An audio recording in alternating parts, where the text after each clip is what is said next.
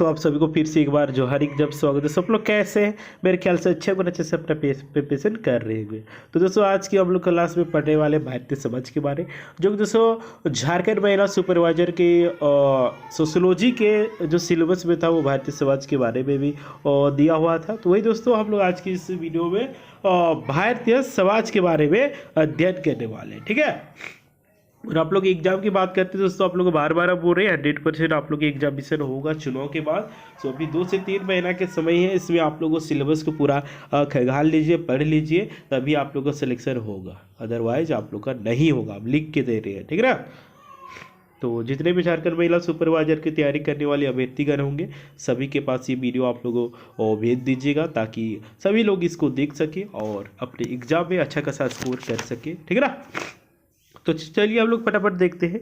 देखिए, समाज एक से अधिक लोगों के समूह से मिलकर बना होता है। सही बात है, समाज एक से अधिक लोगों से मिलकर बना होता है। किसी एक व्यक्ति से समाज का निर्माण पॉसिबल है क्या? कभी नहीं है ना। इसीलिए समाज के एक से अधिक लोगों से मिलकर ही समुदायों का समाज का निर्माण होता है, और विभिन्न समुदायों को मिलकर एक भारतीय समाज का निर्माण था, जिसमें आप लोग का सभी व्यक्ति मानवीय क्रियाकलाप करते रहते हैं और सभी का जो काम रहता है वो अपने हिसाब से करते रहते हैं। मानवीय क्रियाकलाप में आचरण हो गया, सामाजिक सुरक्षा हो गया और निर्वाह आदि ये क्रियाएं शामिल होती है ना। समाज लोगों का एक ऐसा समूह होता है जो अपने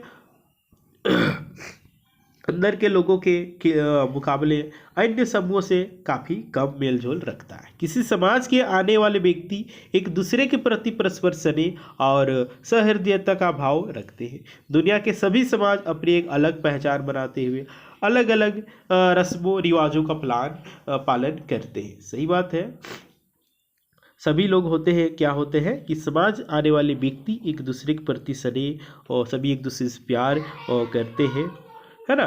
दुनिया के सभी समाज अपनी एक अलग पहचान बनाते हुए अलग अलग रस्मों पालन का काम करती है।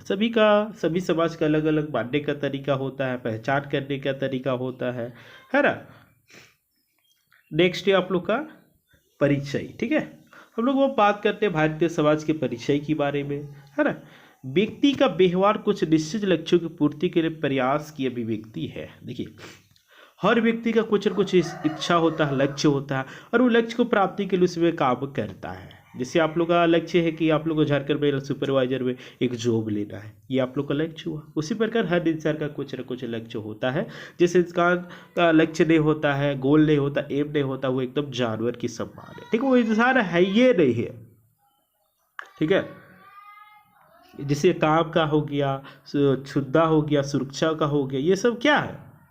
ये सब आप लोग का क्या है? तो ये आप लोग का आवश्यकता है ना। और उस आवश्यकता को पूर्ति के लिए आदमी अपने क्या बोलते हैं लक्ष्य की ओर आगे बढ़ता है, राइट।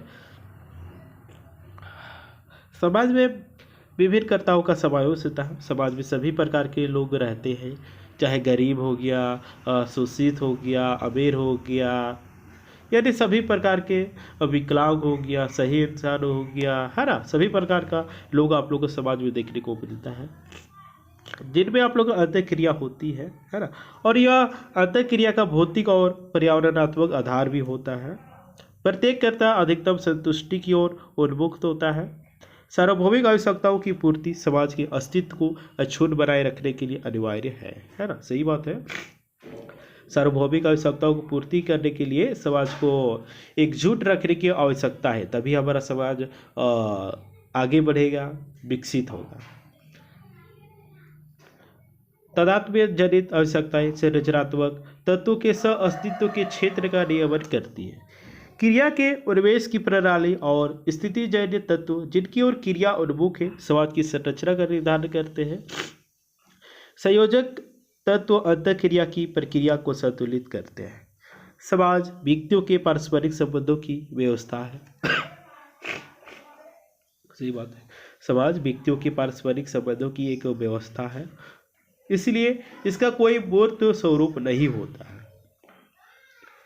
देखिए, समाज का जो व्यवस्था है सभी लोगों का अच्छे स्वभाव संबंध से ही अच्छा होगा। इसीलिए इसका कोई मूर्त स्वरूप नहीं है। इसकी अवधारणा अनुभूति मूलक है, लेकिन इसका जो सदस्य होता है एक दूसरे की सत्ता और अस्तित्व की प्रतीति होते हैं। ज्ञान और प्रतीति का अभाव इस सामाजिक संबंधों का विकास संभव नहीं है। अगर जिस समाज में अशिक्षा रहेगा तो समाज कभी विकसित नहीं होगा, वो समाज कभी आगे नहीं बढ़ेगा, और उस समाज में बेरोजगारी गरीबी बढ़ता ही जाएगा। इसीलिए कहा जाता है ना कि एक वक्त का रोटी कम ही खाओ लेकिन अपने बाल बच्चों को जरूर पढ़ाओ, तभी हमारा समाज भी आगे बढ़ेगा, परिवार भी आगे बढ़ेगा और सभी चीज़ अच्छे से होगा, है ना। देखिए, पारस्परिक सहयोग एवं संबंध का आधार समान स्वार्थ होता है। देखिए, एक दूसरे का सहयोग भी एक प्रकार का क्या है, स्वार्थ है। आप हमारा सहयोग कर रहे हैं तो हम आपका करेंगे, है ना। इसी प्रकार के एक दूसरे का लेन देन ही है सहयोग, क्या है, एक प्रकार का स्वार्थ ही है। समान स्वार्थ की सिद्धि समान आचरण से ही संभव है। सही बात है, समान स्वार्थ की सिद्धि समान आचरण से ही संभव है। इस प्रकार का सामाजिक सामूहिक आचरण द्वारा निर्धारित और निर्देशित होता है। और ये सब संभव कैसे है, सामूहिक समाज के आचरण से ही। वर्तमान सामाजिक मान्यताओं की समान लक्ष्य की संगति के संबंध में सहमति अनिवार्य होती है, और यह सहमति पारस्परिक विमर्श और सामाजिक प्रतीकों के आत्मीकरण पर आधारित होती है। और इसके अलावा प्रत्येक सदस्य को ये विश्वास रहता है कि वो जिन सामाजिक विधाओं को उचित मानता है और उनका पालन करता है, उनका पालन दूसरे भी करते हैं। और यह हर सदस्य का ये मानना रहता है, विश्वास रहता है कि जो वो चीज़ कर रहे हैं, जो सामाजिक विधाओं को उचित मानता है और उनका पालन करता है, वो दूसरा आदमी भी उस नियम को पालन करता होगा, है ना। पता चला कि एक आदमी उसका पालन कर रहा है, दूसरा आदमी नहीं कर रहा है, तो उसमें क्या होगा, उसमें एक लड़ाई ही उत्पन्न होगा, समाज ही टूटेगा। इसीलिए नियम जो बनता है वो सभी के लिए एक होता है ना। चाहे स्त्री हो, पुरुष हो, गरीब हो, अमीर हो, ऊंच हो, नीच हो, सभी के लिए नियम इक्वल रहेगा। इस प्रकार की सहमति विश्वास एवं तदनुरूप आचरण सामाजिक व्यवस्था को स्थिर रखती है।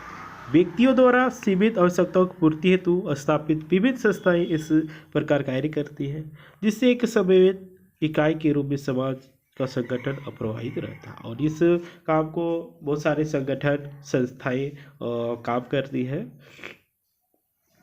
असहमति की स्थिति अंतर्वैयक्तिक एवं अंतःसंस्थापक संघर्षों को जन्म देती है, और जो असहमति की भावना होता है यही समाज को तोड़ता है, बिखारता है ना। अगर समाज में सभी का सहयोग नहीं रहेगा, सभी का सहमति नहीं रहेगा, तो वो समाज टूटना तय है, 100% टूटना तय है ना। और समाज में एक नेतृत्वकर्ता का भी होना आवश्यक है। बिना किसी भी नेतृत्वकर्ता का समाज आगे नहीं बढ़ सकता है, शिक्षित नहीं हो सकता है। एक कहा जाता है ना, आगे बढ़ने के लिए गुरु की आवश्यकता होता है ना। देखिए आगे है, जो समाज विघटन के कारण बनते, सही बात है। जिस समाज में सहमति नहीं रहेगा, असहमति रहेगा, उस समाज को टूटना तो तय है, बिखरना तो तय है। यह असहमति उस स्थिति में पैदा होती है जब व्यक्ति सामूहिकता के साथ आत्मीकरण में असफल रहता है। और ये स्थिति कब पैदा होता है, तो जब सामूहिक निर्णय लेने की बारी होता है, उस समय ये असफल हो जाता है, राइट। आत्मीकरण और नियमों को स्वीकार करने में विफलता कुल गति अधिकारों एवं सीमित सदस्यों के प्रभुत्व के प्रति मूलभूत अभिवृत्तियों से संबद्ध की जा सकती है।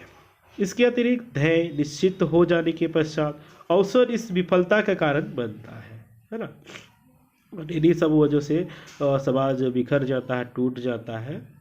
सामाजिक संगठन का स्वरूप कभी भी शाश्वत नहीं है ना। कभी भी सामाजिक संगठन का जो रूप होता है वो एक नहीं होता। समाज व्यक्तियों का समुच्चय है, यानी कि समाज लोगों से ही मिलकर बना है, और यह विभिन्न लक्ष्य की प्राप्ति के लिए विभिन्न समूह में विभाजित रहते हैं, और लक्ष्य की प्राप्ति के लिए सभी संगठन काम करते रहते हैं, है ना। अतः मानव मन और समूह मन की गतिशीलता उसे निरंतर प्रभावित करती रहती है। परिणामस्वरूप समाज परिवर्तनशील होता है और उसकी यह गतिशीलता ही उसके विकास का मूल कारण है। देखिए, कहा जाता है ना, परिवर्तन ही संसार का नियम। उसी तरह समाज में भी परिवर्तन होते रहता है ना। जिस समाज में परिवर्तन नहीं होगा समय के अनुसार, उस समाज कभी आगे नहीं बढ़ सकता है। राइट। अतः मानव मन और समूह मन की गतिशीलता उसे निरंतर प्रभावित करती रहती है। परिणाम स्वरूप समाज परिवर्तनशील होता है और उसकी यह गतिशीलता ही उसके विकास का मूल कारण बनता है। सामाजिक समूह परिवर्तन की एक निरंतर प्रक्रिया है और जो सामाजिक विकास है ये जो परिवर्तन है निरंतर चलने वाली प्रक्रिया है, जो सदस्यों की आकांक्षाओं और पुनर्निर्धारित लक्ष्यों की प्राप्ति की दिशा में उन्मुख रहती है। संक्रमण की निरंतरता में सदस्यों का उपक्रम, उनकी सहमति और नूतनता से अनुकूलन की प्रवृत्ति क्रियाशील रहती है। समाज में होने वाले क्रियाकलाप ही समाज को बांध कर रखती है। सही बात है। समाज में होने वाले जो क्रियाकलाप रहता है उसी से उसको मतलब क्या बोलते हैं, एक किया जाता है। हर समाज का एक लक्ष्य होता है, एक गोल होता है और वो उसी पे काम करने का प्रयास करता है। राइट। ये इसके परिभाषा के बारे में अब हम लोग जानेंगे, परिभाषा के बारे में, है ना, कि समाज भारतीय समाज की परिभाषा क्या रहने वाला है, लोगों ने क्या क्या तर्क दिया है, क्या क्या विचार दिया है, इन सभी के बारे में चलिए हम लोग अब देखते हैं। देखिए, परिभाषा, विभिन्न विद्वानों ने समाज की अलग अलग परिभाषाएं दी है, जैसा कि आप सभी को हमने बताया। देखिए, ग्रीन ने समाज की अवधारणा की जो व्याख्या की है उसके अनुसार समाज एक बहुत बड़ा समूह है ना।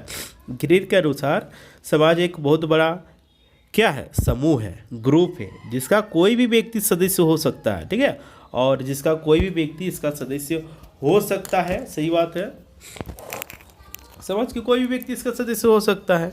समाज जनसंख्या, संगठन, समाज, स्थान और स्वार्थों से बना होता है। सही बात है, हर इंसान का स्वार्थ होता है। हम फिर से बोल रहे हैं, ठीक है, आप लोग पढ़ रहे हैं तो क्या आप लोग में स्वार्थ नहीं, आप लोग में स्वार्थ है, क्योंकि अपने को नौकरी प्राप्त करना, नौकरी करने के लिए नहीं पढ़ रहे हैं, ऐसे तो नहीं पढ़ रहे हैं, है ना।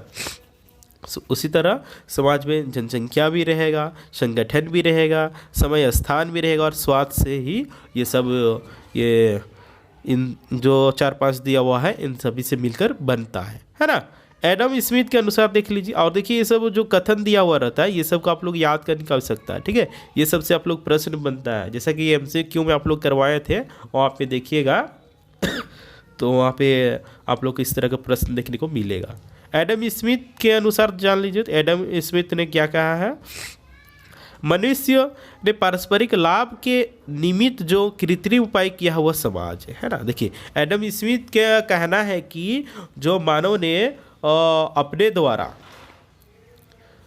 द्वारा लाभ के लिए जो उपाय किए हैं, ठीक है, वही समाज है ना, एडम स्मिथ के अनुसार।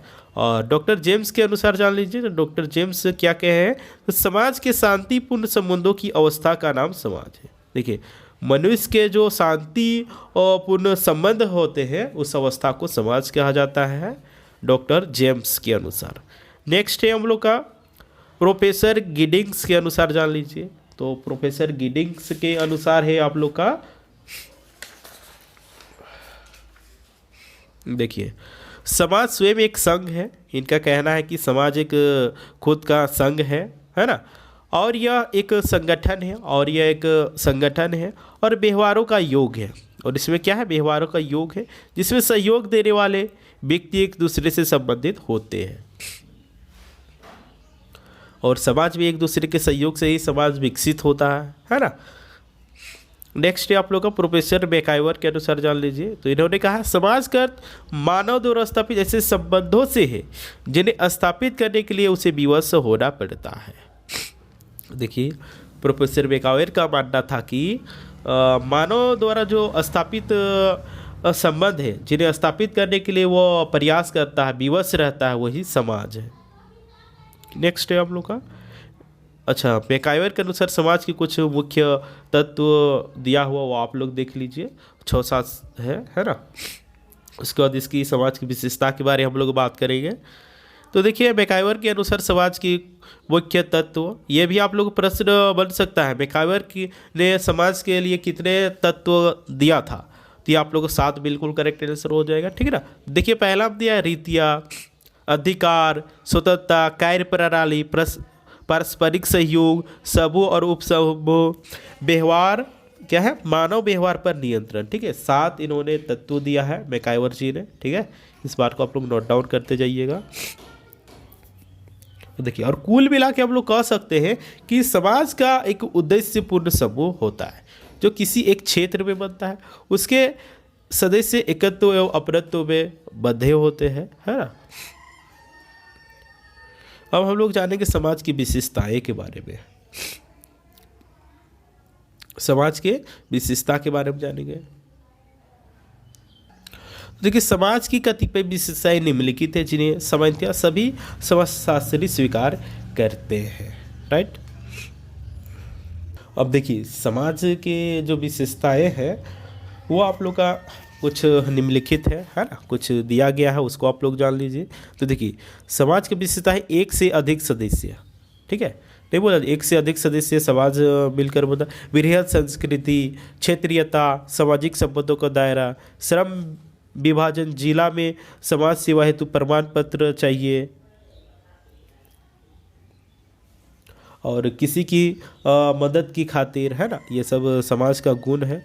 सामाजिक आपसी सहयोग, सामूहिक कार्य, समाज के विभिन्न स्वरूप। अब हम लोग जानेंगे समाज के कुछ रूप, जो कि आप लोग का कुछ पॉइंट आप लोग के लिए लेकर आए, वो आप लोग जान लीजिए।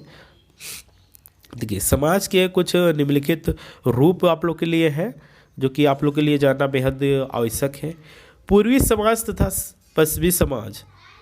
पूर्व औद्योगिक समाज जिसमें आप लोग का शिकारी समाज हो गया, पशुपालक समाज हो गया, उद्यान समाज हो गया, कृषि समाज हो गया, सामंतवादी समाज हो गया, ये सब होगा। औद्योगिक समाज, उत्तर वैदिक औद्योगिक समाज, ये सब होगा। सूचना तथा समाज तथा ज्ञान समाज। कुछ शैक्षणिक, व्यावसायिक और वैज्ञानिक संघ अपने आप को समाज कहते हैं ना, जैसे अमेरिकी गणितीय समाज, रॉयल सोसाइटी समाज, ये सब तो आप लोगों को समझ में आ ही जा रहा होगा, है ना। देखिए जो जिसमें भी आप लोग को समझ में नहीं आता ना, उसको आप लोग कमेंट करके बता दिया कीजिए, ठीक है, ताकि उसमें हम सुधार कर सके और आप लोग के लिए बेस्ट आप लोग के लिए लेकर लाने का प्रयास कर सके, ठीक है ना। और 5th में हम लोग का कुछ देशों में कभी कभी व्यापारिक इकाइयों को भी समाज कहा जाता है, जैसे कोऑपरेटिव सोसाइटी। सही बात है, व्यापारिक इकाइयों को भी समाज के नाम से जाना जाता है ना। और देखिए आप लोग उम्मीद करती है सेशन आप लोग के लिए हेल्पफुल हो रहा होगा, तो आप लोग वीडियो को लाइक करें, कमेंट करें और ज़्यादा से ज़्यादा शेयर करें, ताकि जितने भी झारखंड महिला सुपरवाइजर की तैयारी कर लिए अभ्यर्थीगण होंगे सभी के पास वीडियो पहुंच सके और सभी लोग इसका फ़ायदा उठा सके, ठीक है। और झारखंड या फिर भारत के किसी भी एग्जामिनेशन की तैयारी कर रहे होंगे और आप लोग पल पल के अपडेट चाहते हैं, तो आप लोग जोहारिक को सब्सक्राइब कर लीजिए एंड बेल आइकन को प्रेस कर दीजिए। आप लोग यहाँ पल पल का अपडेट दिया जाता है, ठीक है। और अभी क्लास फिलहाल झारखंड महिला सुपरवाइजर के लिए चल रहा है, ठीक है, तो उसको आप लोग देख सकते हैं, यूट्यूब में बिल्कुल फ्री है। और आप लोग के लिए बहुत जल्द टेस्ट सीरीज भी लॉन्च करने वाले हैं, ठीक है। तो ठीक है, आप लोग इस वीडियो को शेयर कर दीजिएगा और इस चैनल पे आप लोग नए होंगे तो बोलेंगे कि जोहार एग्जाम को सब्सक्राइब कीजिए एंड बेल आइकन को प्रेस कर दीजिए, ठीक है। और एक बात आप लोग को बता देना चाह रहे हैं, कल हम लोग पढ़ेंगे जनजाति समाज के बारे में, ठीक है। कुछ प्रमुख जनजाति समाज है ना, वो सब कैसे रहते हैं, कैसे क्या करते हैं, उनकी भाषा क्या है, कब से और भारत में आए नहीं आए, है ना। और कुछ प्रमुख आंदोलनकारी के भी बारे में बात करेंगे, ठीक है ना। तो कल का वीडियो थोड़ा लंबा होने वाला है, तो ठीक है दोस्तों, फिर मिलते हैं।